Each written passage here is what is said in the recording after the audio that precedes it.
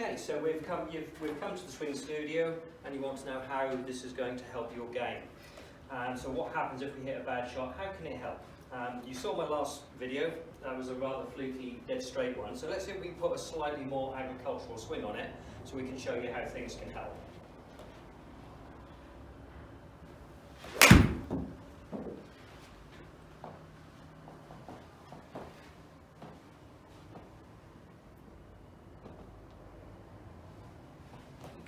Okay, so if we go back to the screen, we can see on this particular swing, if we look at the screen, our ideal is that we start with a dead square swing path with obviously a dead square club face.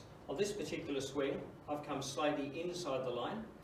Okay, so we're an in to out swing path, so I'm swinging the club on this line relative to straight, and you can see quite clearly in the air the ball has obviously come back with a close, or the club face is closed, so the ball's come back with quite a big hooking flight. But by how much?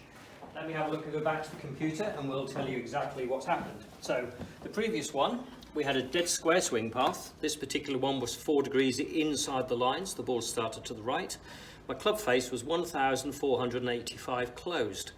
Okay, that's at RPMs of closed face. So the ball then is bending in flight, the speed comes off the ball, and then obviously the bad closed club face takes over. So you can see the ball has now gone 15 yards left. It's got no real flight and it's got no spin. So our aim would be to try to work on obviously getting the swing path. It's not miles out.